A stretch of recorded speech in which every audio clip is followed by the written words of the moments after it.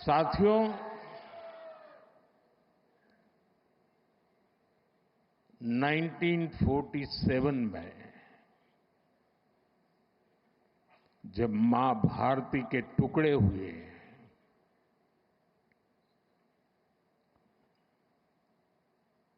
कटनी चाहिए थी तो जंजीरें, लेकिन काट दी गई भुजाएं। देश के 3 टुकड़े कर दिए गए।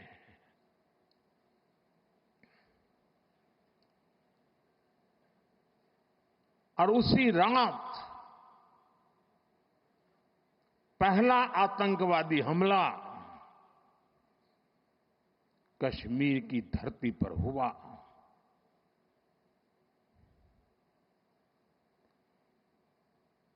मां भारती का एक हिस्सा आतंकवादियों के बलबूते पर, मुजाहिदों के नाम पर पाकिस्तान ने हड़प ले लिया।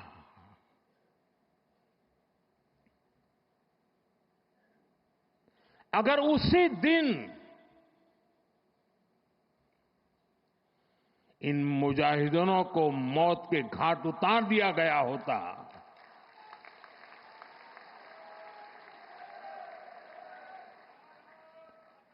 और सरदार पटेल की इच्छा थी कि पीओके वापस नहीं आता है तब तक सेना रुकनी नहीं चाहिए, लेकिन सरदार साहब की बात मानी नहीं गई और ये मुजाहिदीन जो लहू चख गए थे, वो सिलसिला 75 साल से चला है। पहलगाम में भी उसी का विकृत रूप था।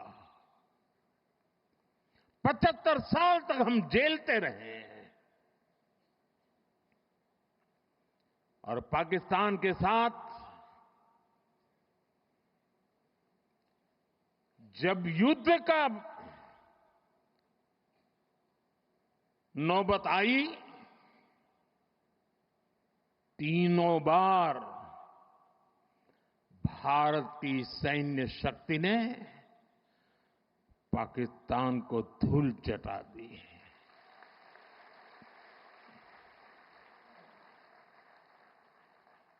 और पाकिस्तान समझ गया कि लड़ाई में वो भारत से जीत नहीं सकते हैं, और इसलिए उसने प्रॉक्सी वॉर चालू किया। सैन्य प्रशिक्षण होता है, सैन्य प्रशिक्षित आतंकवादी भारत भेजे जाते हैं और निर्दोष निहत्थे लोग, कोई यात्रा करने गया है, कोई बस में जा रहा है, कोई होटल में बैठा है, कोई टूरिस्ट बन के जा रहा है, जहां मौका मिला वे मारते रहे, मारते रहे, मारते रहे, और हम सहते रहे। आप मुझे बताइए, क्या ये अब सहना चाहिए? क्या गोली का जवाब गोले से देना चाहिए? ईंट का जवाब पत्थर से देना चाहिए? ये कांटे को जल मुठ से उखाड़ देना चाहिए?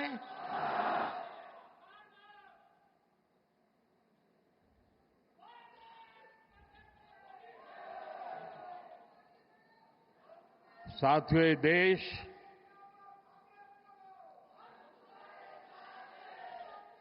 उस महान सांस्कृतिक परंपरा को लेकर के चला है, वसुधैव कुटुंबकम। ये हमारे संस्कार है, ये हमारा चरित्र है, सदियों से हमने इसे जिया है। हम पूरे विश्व को एक परिवार मानते हैं। हम अपने पड़ोसियों का भी सुख चाहते हैं, वे भी सुख चैन से जिए, हमें भी सुख चैन से जीने दे।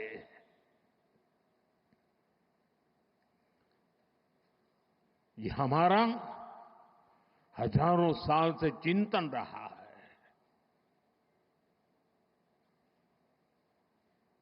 लेकिन जब बार बार हमारे सामर्थ्य को ललकारा जाए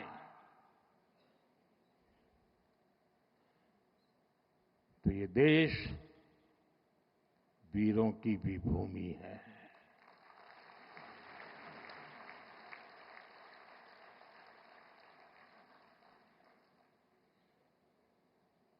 आज तक जिसे हमें प्रॉक्सी वॉर कहते थे,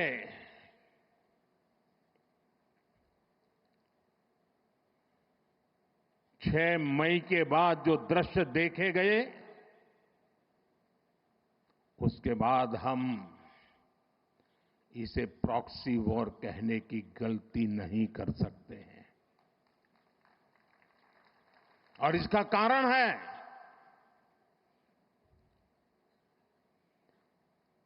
जब आतंकवाद के 9 ठिकाने तय करके 22 मिनट में, साथियों 22 मिनट में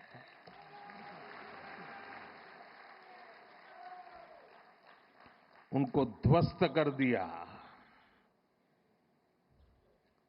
और इस बार तो सब कैमरा के सामने की सारी व्यवस्था रखी थी ताकि हमारे घर में कोई सबूत न मांगे।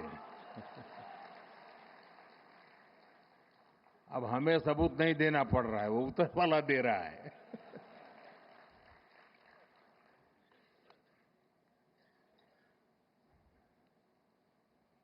और मैं इसलिए कहता हूं अब ये प्रॉक्सी वॉर नहीं कह सकते इसको,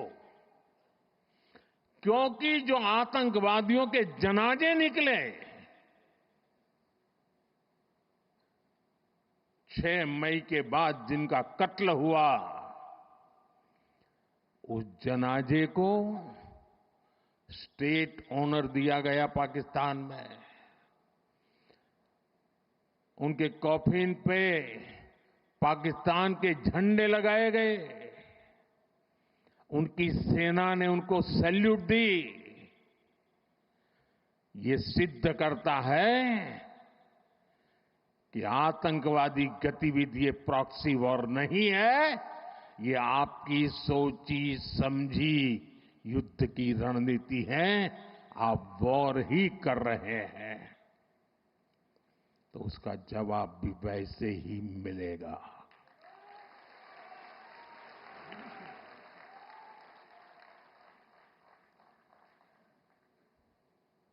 हम अपने काम में लगे थे, प्रगति के राह पर चले थे।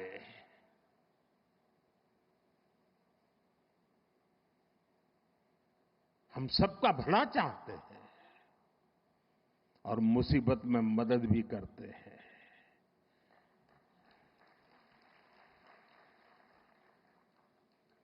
लेकिन बदले में खून की नदियां बहती है।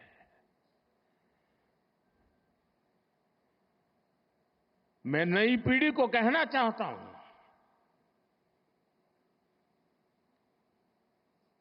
देश को कैसे बर्बाद किया गया है। 1960 में जो इंडस वाटर ट्रीटी हुई है, अगर उसकी बारीकी में जाएंगे तो आप चौंक जाएंगे। यहां तक तय हुआ है उसमें कि जो जम्मू कश्मीर की अन्य नदियों पर डैम बने हैं, उन डैम का सफाई का काम नहीं किया जाएगा, डिसिल्टिंग नहीं किया जाएगा, सफाई के लिए जो नीचे की तरफ गेट है वो नहीं खोले जाएंगे। 60 साल तक ये गेट नहीं खोले गए और जिसमें 100% पानी भरना चाहिए था, धीरे धीरे इसकी कैपेसिटी कम हो गई, 2%, 3% रह गया। क्या मेरे देशवासियों को पानी पर अधिकार नहीं है क्या? उनको उनके हक का पानी मिलना चाहिए, नहीं मिलना चाहिए क्या? और अभी तो मैंने कुछ ज्यादा किया नहीं है।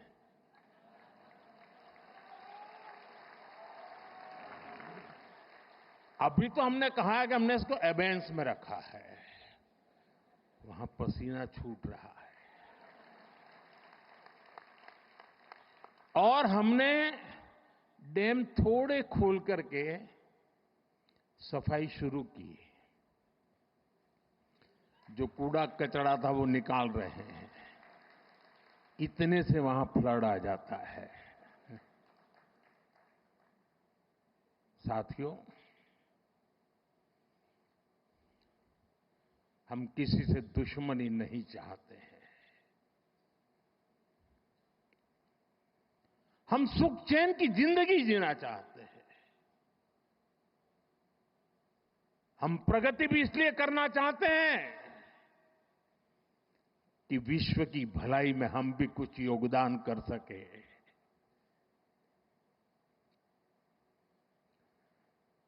और इसीलिए हम एक निष्ठ भाव से कोटि कोटि भारतीयों के कल्याण के लिए प्रतिबद्धता के साथ काम कर रहे हैं।